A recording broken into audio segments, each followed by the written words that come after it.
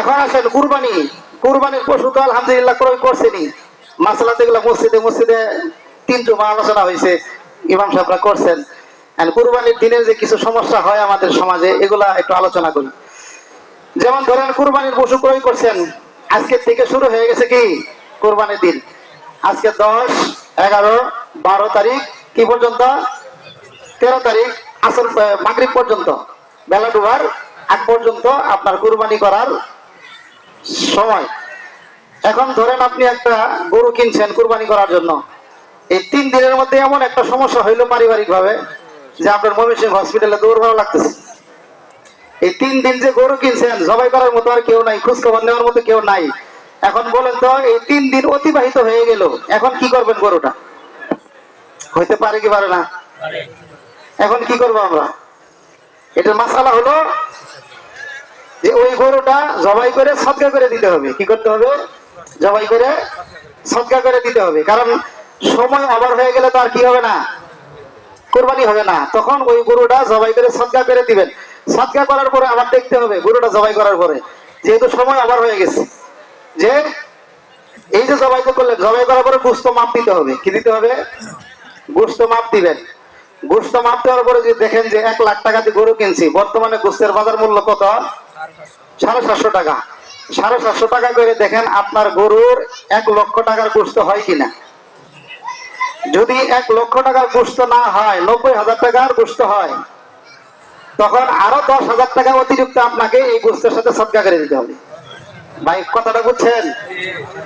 ঈদের 3 দিন অতিবাহিত হয়ে গেছে, পশু জবাই করতে পারেন নাই। এখন 3 দিন পরে গিয়ে জবাই করছেন, গোশত কি করতে হবে? সদকা করে দিতে হবে। সদকা করার সময় দেখতেছেন যে 1 লাখ টাকার গরুর গোশত বর্তমানে বাজার মূল্য যেই দিন জবাই করছেন ঈদের পরে, ওই দিন মূল্য হচ্ছে 90,000 টাকা হয়। গোশত বিক্রি করলে হবে। এখন আরো 10,000 টাকা শর্ট আছে না? আপনি যে করতে পারেন না, এর জরিমানা স্বরূপ মাসআলা হলো ফতোয়ার কিতাবের মধ্যে লেখছে যে আরো 10,000 টাকা যোগ করে 1 লাখ টাকা পুরায় কি করতে হবে? সেটা ওই টাকাও সদকা করে দিতে হবে। আরেকটা নতুন মাসলা বলি। এখন ধরেন কথার কথা, গরু বাঁধাবাঁধি করতে গিয়ে পাও বাঁধছেন, আবার ছিটে গেছে গা, মানে খুব খেলা কিন্তু বিভিন্ন কিছু। অনেক গরু আছে খুব শক্তিশালী, বাঁধছেন আবার উঠে পড়ছে। আমি তো সর্বপ্রথমই আসি ওই যে হাজির সভাপতি সাহেবের বাসায় যে গরুটা জবাই করছিলাম, খেলাছে যা দৌড়তে যায়, কোথায় নামছিল? ওই পাশে পাগারে নামছিল, স্কুলের ওই পাশে পাগারে নামছিল। এখন জবাই করার সময় অনেক সময় সমস্যা করে গরু। এখন জবাই করার সময় দেখা যাইতেছে যে এগুলো তামসা দেখতে দেখতে হুজুরের দোয়া ভুলে গেছে। কি করছে? হইতেই পারে হুজুরের তামসা দেখতেছে যে আরে গরু ধরে দেয়, ভাই এইভাবে ধরো, ভাই এইভাবে বাঁধো, এরকম বলতে বলতে বিসমিল্লাহ আল্লাহু আকবার বলা লাগবে। এটা কি করছে হুজুরে?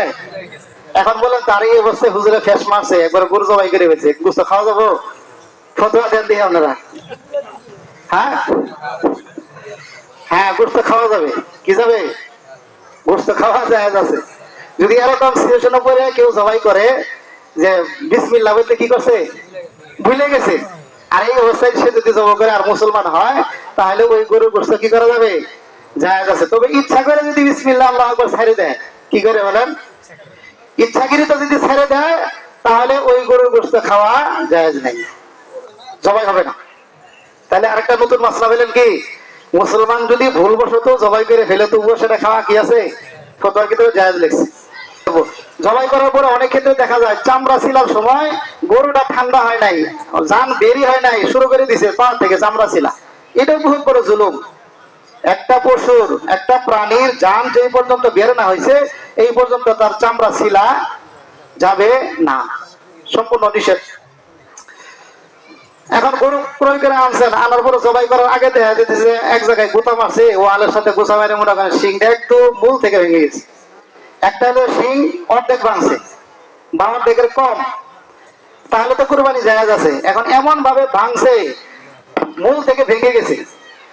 আচ্ছা দিতেছি 1 মিনিট। মূল থেকে ভেঙে গেছে, তখন কি এই যদি মস্তিষ্কের ভিতরে আর মাথার মগজের ভিতরে যদি আঘাত হানে, তখন এই পশুর দ্বারা কুরবানি করা যাবে না। কুরবানি পশু ক্রয় করে আনছেন, খুব দেখছেন, বালামতলি দেখছেন, বাড়িতে আসার পরে দেখতেছেন আরে লেজ তো অর্ধেকই নাই। কি নাই? লেজ অর্ধেকই নাই। কুরবানি হবে? কুরবানি হবো না, কুরবানি হবে না। পশু ক্রয় করার সময় দেখতে হয় যে পশুটা কানা কিনা, হাত দিয়ে দেখতে হয় যে দেখে কিনা, ভয় পায় কিনা।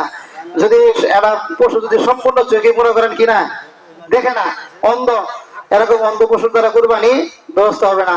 এরকম পশু কিনে নিয়ে আসেন, মনে করেন এক পা সম্পূর্ণই অচল, কি এক পা সম্পূর্ণই অচল, এরকম খোরা পশুর দ্বারা কুরবানি ব্যবস্থা হবে না। তো অনেক মাসালা আছে, এগুলো হয়তো মসজিদে শুনছেন। আজকে যেহেতু সময় কম, কোরবানির অনেক কাজ আছে, যে সমস্ত মাসালা গুলা বললাম, আল্লাহ তাআলা আমাকে এবং আমাদের সকলকে এই মাসালা অনুযায়ী যাতে কোরবানির সমস্ত কাজগুলাকে আমাদেরকে করার মতো আল্লাহ তাআলা তৌফিক দান করে। আমিন।